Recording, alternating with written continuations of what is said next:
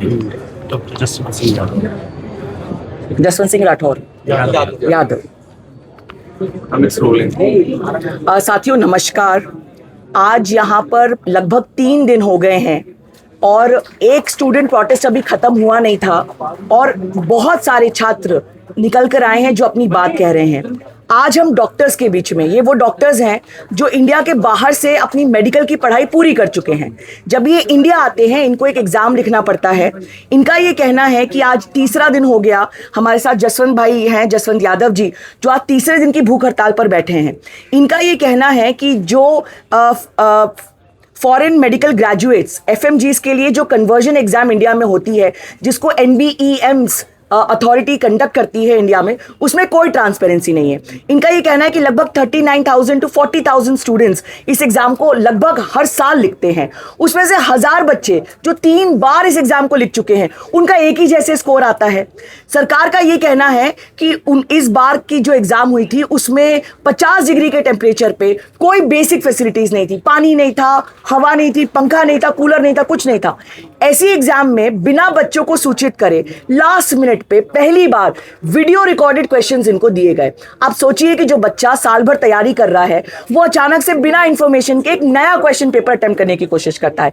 सरकार ने कहा कि इसके लिए हम ग्रेस नंबर देंगे, लेकिन क्या रॉ स्कोर है और उसमें कितना ग्रेस नंबर है, इस पे भी कोई क्लैरिटी नहीं है। देखिए, अभी इस देश ने नीट यूजी के बच्चों की पूरी समस्या सुनी, लेकिन क्या आप जानते हैं कि जो नीट पीजी के बच्चे हैं, जो पोस्ट ग्रेजुएट एग्जाम लिखते हैं, उसमें भी ट्रांसपेरेंसी नहीं है। आप लोग जो एग्जाम लिखते हैं फॉरेन मेडिकल ग्रेजुएट्स इंडिया में कन्वर्जन के लिए, उसमें भी कोई ट्रांसपेरेंसी नहीं है। ट्रांसपेरेंसी का मतलब क्या कि आपने क्वेश्चन पेपर लिख दिया, लेकिन ना तो उसमें आंसर शीट है, ना तो उसमें आंसर की है।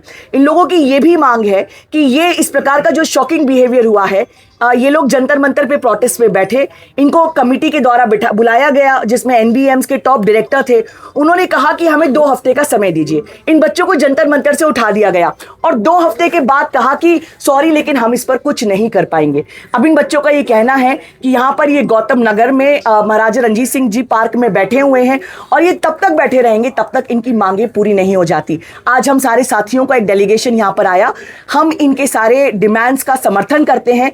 और ये कितनी अनफॉर्चुनेट बात है कि इस देश में उस सरकार ने जो इतने बड़े स्टूडेंट प्रोटेस्ट के बाद उनकी मजबूरी से मांगे मांगी, आज फिर से बच्चों को सड़क पर आकर भूख हड़ताल पर बैठना पड़ रहा है। तो ये नहीं चलेगा। ये जो पूरा मामला है ये नड्डा जी के मिनिस्ट्री के अंतर्गत आता है।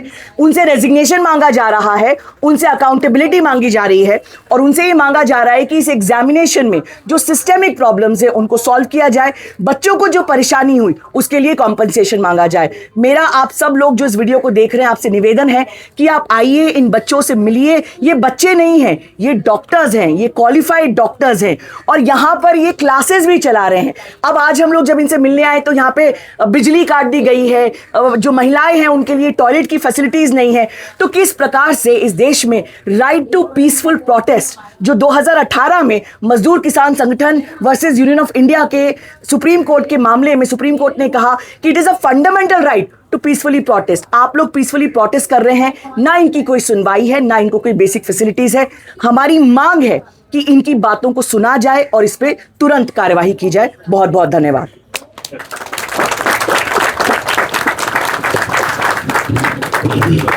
ठीक है, बस है ना?